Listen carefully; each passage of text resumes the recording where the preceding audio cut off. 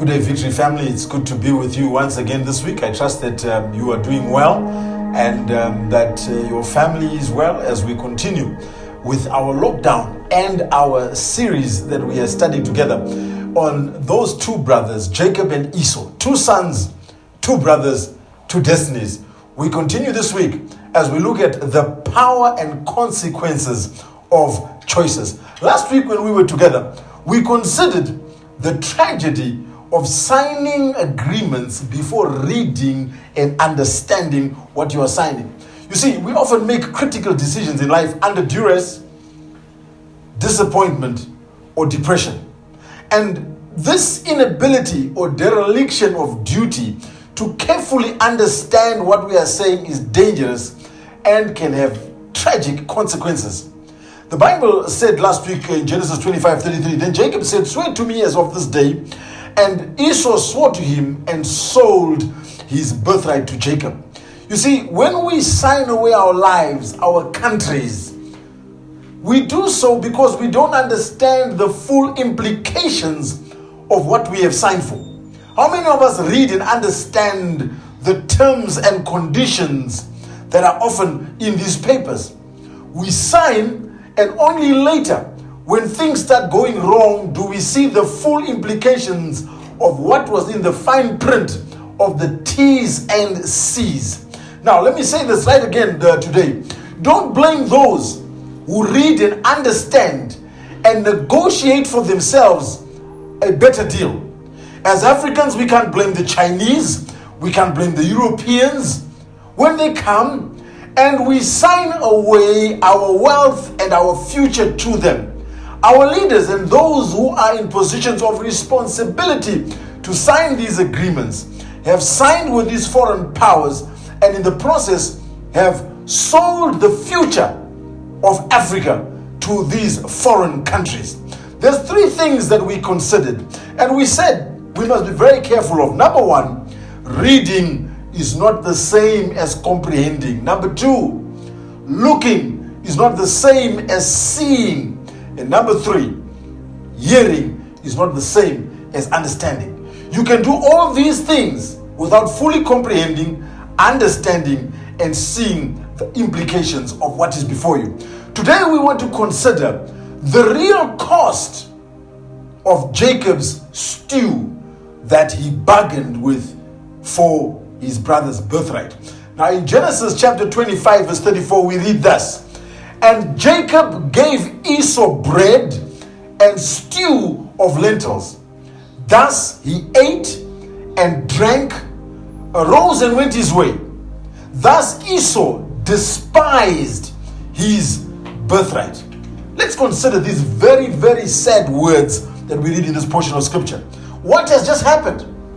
Jacob gives Esau bread and stew. Esau gets up and goes away as though nothing has happened. He has just made the most monumental decision of his life. And yet he gets up and makes as though nothing has happened. His lack of care for what he has just done is most unnerving. Let me say this to you. We must understand, brothers and sisters, the seriousness of the life choices we make. Do you know how many people make life decisions without understanding what they have just done? Every day, people negotiate away their dreams of greatness to satisfy the desires of the present. We call that instant gratification. Whether it's a young lady who has dreams to be a doctor, a lawyer, or a businesswoman, but she loses this dream in a moment of sexual adventure with someone, and in a quick second, her entire life is changed forever. Or a grown married man who in pursuit of sexual fantasy will sell the peace and joy of his family life for a moment of fantasy with a prostitute. Brothers and sisters, every day, people are negotiating away their destiny, what they were going to become, for what they see today, desire today, and is available today. Sadly, many will find out, as Esau found out, that when you sell your birthright today, you will not regain it tomorrow. You can check that out in Hebrews chapter 12 verse 17. Here's something to remember. The Esau's of this life are deceived by the pleasures and comforts of today. And in that deception, they fail to see they are destroying what they could have become tomorrow. Just because you don't see the result or the fruits of your decision today does not mean you have escaped from the consequences of that decision. There is a due season for everything. It is just a matter of time. Here's a word of admonition. Ecclesiastes chapter 8 verse 11 says this: because sentence against an evil work is not executed speedily, therefore the heart of man, of the sons of men, is set in them to do evil.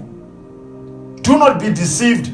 God is not mocked. We are reminded in Galatians chapter 6 verse 7. For what a man sows, that he shall reap. And Ecclesiastes 3 verse 1 says, for everything there is a season, a time for every purpose under heaven. What am I saying? Understand that everything has consequences. Now, we must look at this morning very quickly the hungry man syndrome.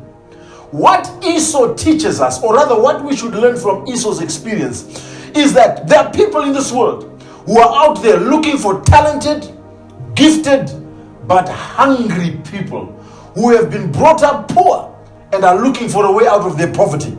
They are hungry and have short-term vision, and the immediate rewards offered to them are irresistible. This syndrome makes a hungry man even look at junk and think it's food. His only thought is to solve today's need and let tomorrow take care of itself. The hungry man has neither the patience nor the time to see if the contract placed before him is the best he could get for his talents or skill. The hungry man fails to realize that if you sow a bad seed today, you cannot reap a better tomorrow. Your tomorrow is caught up in the seed you plant today.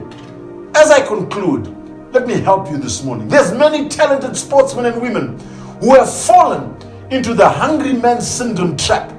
They sign what appears at the time to be a very lucrative contract. But as time goes on and their potential is being realized, they see they could have got a much better deal, but it's too late. The same scenario is seen with young girls who fall into the arms of men in an effort to get out of a bad situation at home, only to find out that they have jumped from the frying pan right into the fire.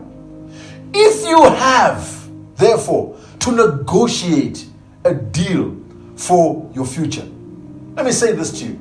Never negotiate, even though you are hungry. Do not negotiate from a position where you are throwing yourself at the mercy of those you are negotiating with. In other words, negotiate in a dignified manner. Don't let your hunger show. If you are going to borrow money, do not appear to be poor. Make as though you need extra money for production, not for survival. This is to defend you from those who, when they see your vulnerability, will take advantage of you. You see, Jacob saw Esau's vulnerability and he took advantage of it. He satisfied Esau's hunger, his present need, and took his birthright, his future destiny. The question, therefore, that will remain for time and eternity is this: what could Esau have become had he not sold his birthright for a mere bowl of stew? The full import of that question may never be known today. It remains with us. What if? Let me challenge you as we close today. You are facing monumental decisions, life-changing decisions.